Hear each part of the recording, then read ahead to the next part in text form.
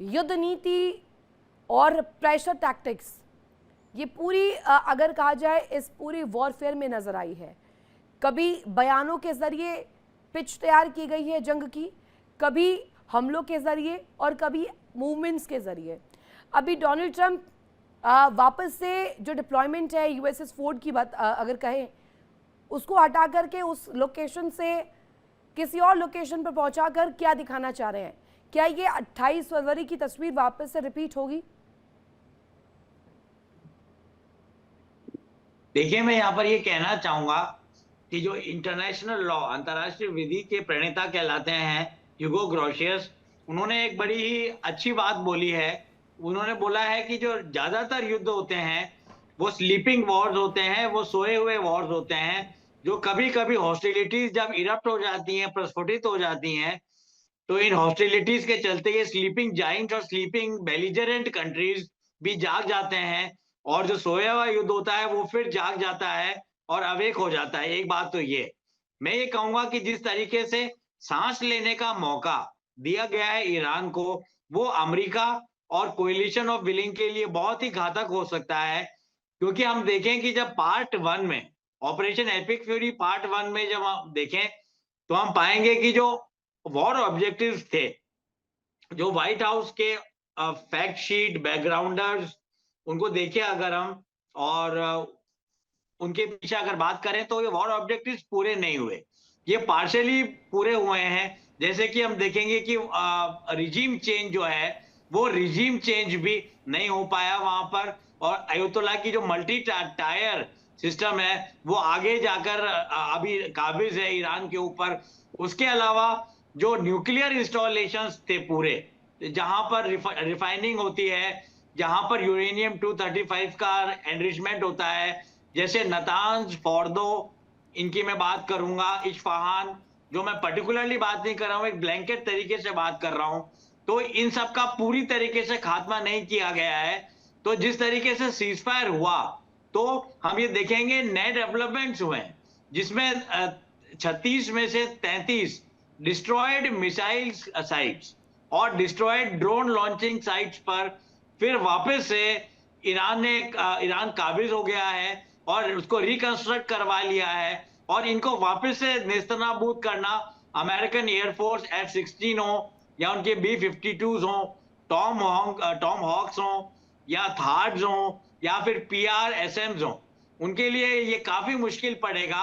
और सबसे बड़ी बात है कि मैं बहुत एक महीने पहले से, जब से युद्ध शुरू हुआ, मैं कह रहा था कि बूट्स ऑन ग्राउंड की जरूरत है। और जैसे कि आपकी भी इतनी अच्छी रिपोर्ट, आपने इतनी गहन रिपोर्ट पेश की, तो कहीं ना कहीं डेल्टा फोर्स और अमेरिकन कमांडोज के थ्रू अगर लैंडिंग होती है ईरान में, तब जाके उसके बाद अगर सक्सेसफुल वॉरफेयर होता है मैन टू मैन कॉम्बैट के बाद, सिर्फ ये चमत्कारिक संघर्ष या स्पेक्टेकुलर वॉर, हवाई और चमत्कारिक संघर्ष, काउच पोटैटो टीवी वॉर ही नहीं होता, तभी ईरान की रेजिलियंस और उनके लड़ने के मादे को अमेरिका तोड़ पाएगा।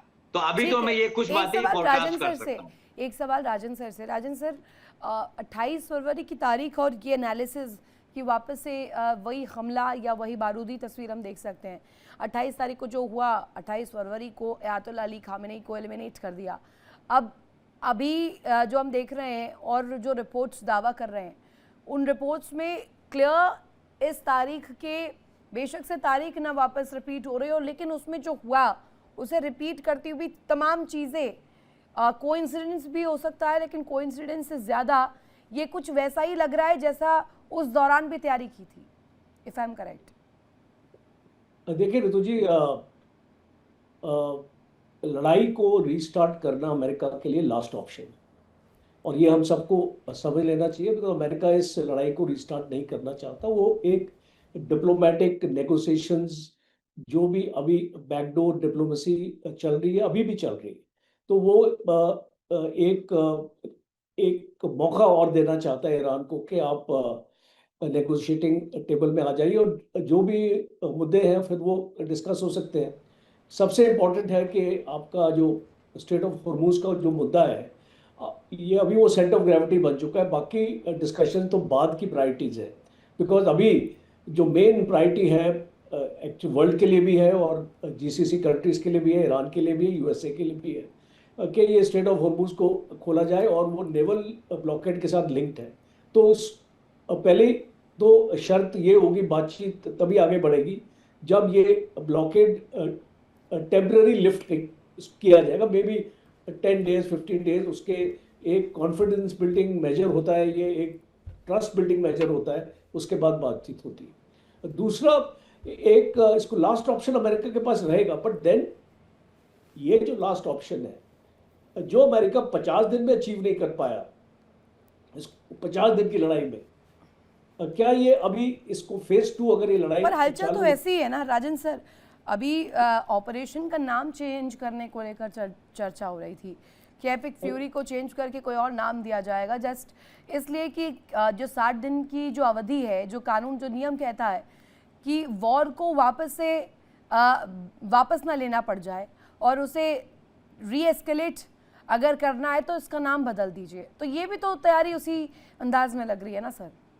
देखिए इस ऋतु जी, कोई भी इस कंट्री अगर इस वॉर में जाएगा तो वो कन्विंस होना चाहिए कि वो लड़ाई इसको जीतेगा। कोई इसको लड़ने से कोई इसको मतलब नहीं रखता। अगर आप एक अटैक लॉन्च करेंगे और उसका फेट भी वही होगा जो अभी का हुआ है, तो वो कोई भी देश नहीं करेगा और कोई भी मिलिट्री कमांडर ट्रम्प को एडवाइस नहीं करेगा। और ये बूट्स ऑन ग्राउंड की तो बात आप छोड़ ही दीजिए, बिकॉज यहाँ पे अगर अमेरिका को बूट्स ऑन ग्राउंड लाने पड़ेंगे, करीब 4 से 5 लाख ट्रूप्स उसको अंदर घुसाने पड़ेंगे और इसको काउंटर करने के लिए, which I don't think is practical. और इसको अमेरिका अगर करना चाहता तो पहले कर चुका होता, अमेरिका नहीं करेगा ये। और ये बिकॉज इसमें कैजुअलिटीज बहुत होती है, अमेरिका कभी भी अपने बॉडी बैग्स एक्सेप्ट नहीं करता, हमने ये देखा है। और पास हिस्ट्री में भी अगर आप जाएं तो अमेरिका इसको नहीं करेगा, बिकॉज सीख अमेरिका ने अफगानिस्तान से भी ली है, वियतनाम से भी ली।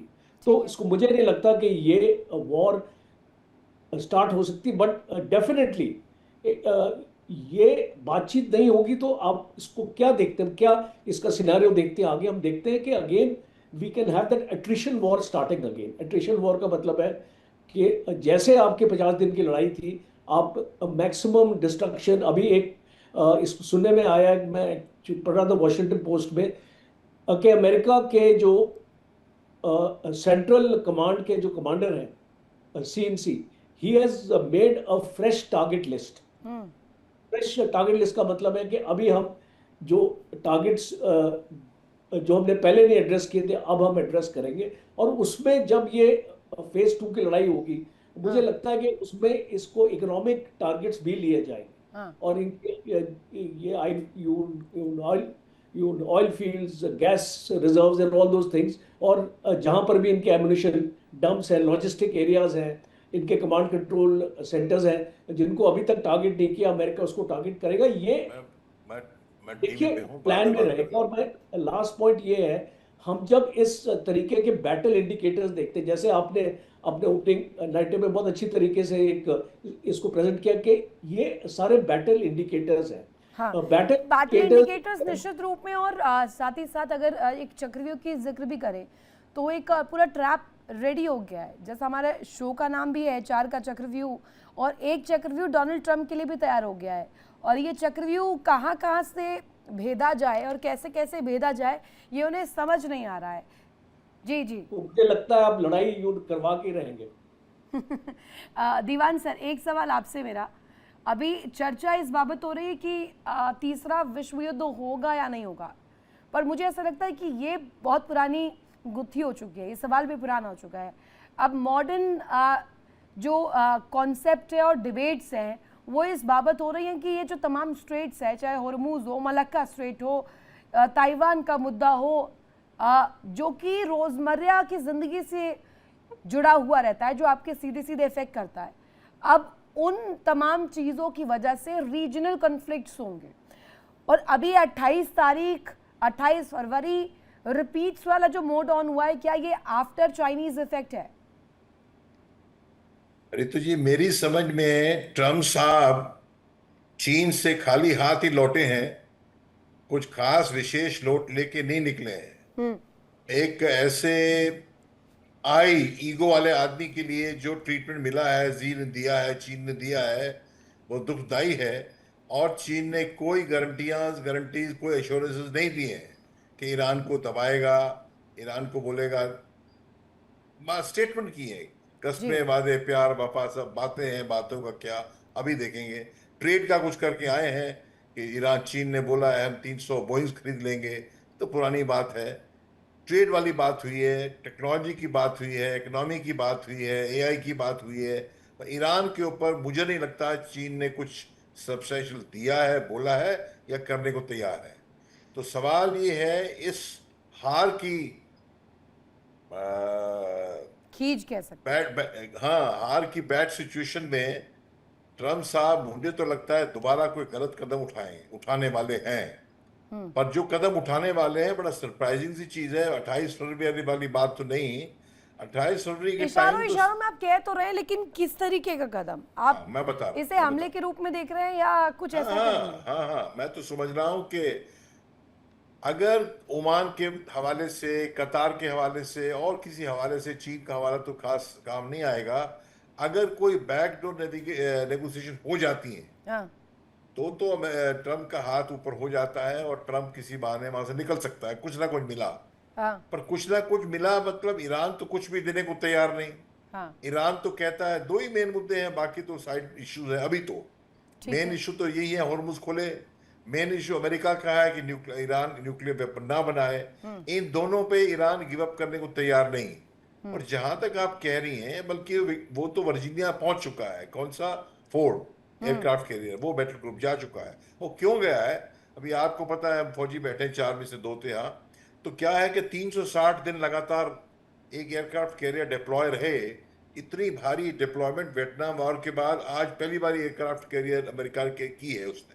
तो टायर्ड हो जाते हैं क्रू के, बिल्ड मेंटेनेंस की जरूरत पड़ती है मशीनों को भी और आदमी और मैन पावर को भी। तो वो पर सवाल मुझे ये लगता है कि वेट एंड वॉच कर रहे हैं ट्रम्प सर, साहब। हमने तो कि तस्वीरें शायद भी देखी है, बाकायदे सोशल मीडिया पर वो तस्वीरें फ्लोट भी हो रही थी कि जो क्या? सोल्जर्स है, जो सैनिक का इन युद्ध पोतों पर तैनात है, वो भी ऊब चुके हैं। बाकायदे उनके जो डिनर, लंच, ब्रेकफास्ट सभी की तस्वीरें सामने आ रही है कि उन्हें वो भी पर्याप्त मात्रा में नहीं मिल रहा है। तो इसलिए क्या मतलब वो विड्रॉ करना और कुछ चाल चलने वाली बात उसके बात नहीं है। तो एक ऑपरेशनल रिक्वायरमेंट है, वो काम किया है। पर फिर भी सस्पेंस का एटमॉस्फेयर क्रिएट हो गया है। एक चीज मैं और देख पा रहा हूं, क्लैरिटी पूरी नहीं है, एक चीज मैं और देख पा रहा हूं, ये रेड सी और मेडिटेरेनियन में पहुंचने के बाद capability to attack Iran targets over the horizon, दूर खड़े होके वो कर सकते हैं। और वो यूरोप को भी इकट्ठा जोड़ना चाह रहे हैं, इसलिए वो मेडिटेरेनियन में पहुंच गए, रेड सी में पहुंच गए। और तीसरा एक मिलिट्री एंगल ये भी हो सकता है कि ईरान इन बातों में खाली दिखावेबाजी से, ट्रम्प की बयानबाजी से इस किसी पिंजरे में फंसने वाला नहीं।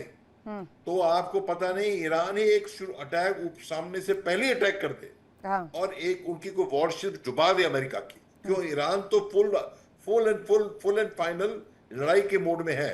और तो अमेरिका से हमारे साथ एक और खास मेहमान भी कनेक्ट है, खान साहब हमारे साथ जुड़े हुए हैं। खान साहब, चल क्या रहा है? अमेरिका चाह क्या रहा है, ये क्लियर नहीं हो पा रहा है दुनिया को।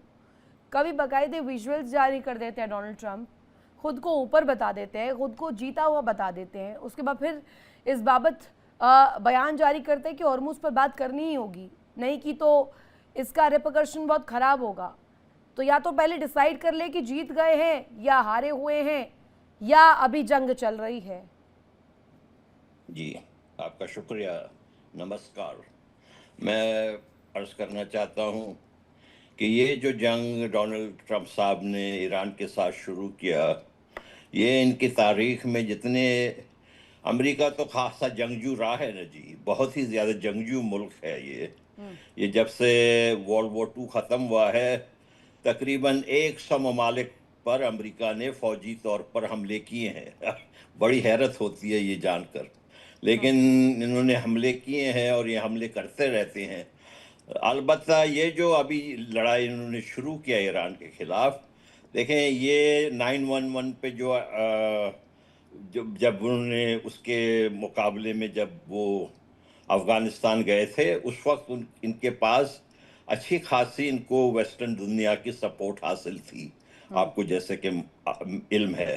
वहाँ पर जर्मन भी आए, वहाँ कैनेडियन भी आए, वहाँ पता नहीं कौन कौन से दूसरे यूरोपीय ममालिक सब आए अफगानिस्तान में अमेरिका का साथ देने।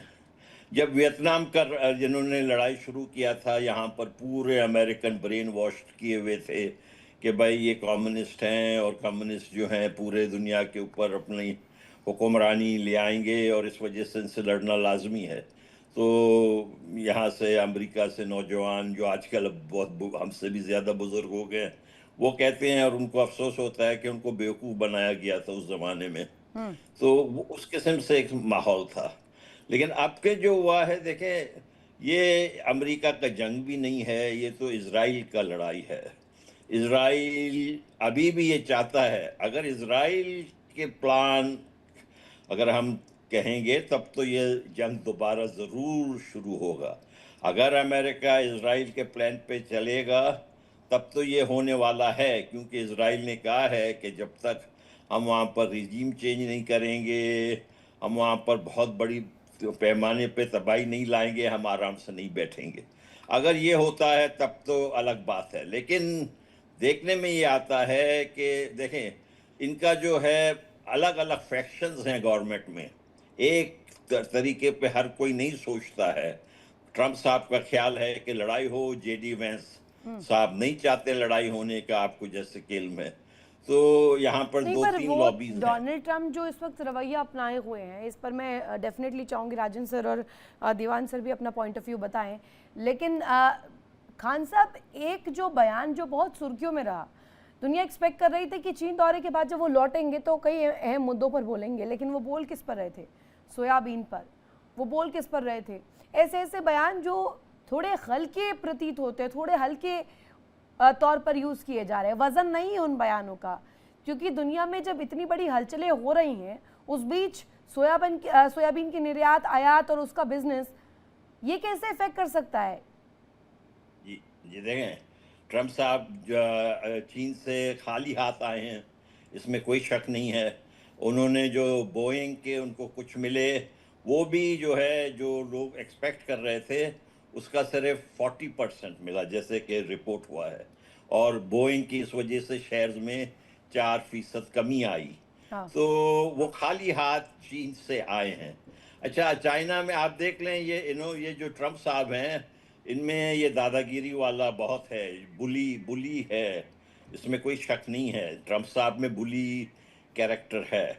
और आप देखें कि वो जो अपने ही खास, जो उनके बहुत पुराने चहीते करीबी लोग, चाहे वो केयर स्टारमर हों यूनाइटेड ठीक है किंगडम खान के। साहब, एक बड़ी खबर सामने आ रही है, आप प्लीज कंप्लीट कीजिएगा। एक बड़ी जानकारी इस बीच, यूएई के न्यूक्लियर प्लांट पर बड़ा हमला हुआ है और यूएई सरकार ने हमले की बाकायदे पुष्टि भी कर दी है।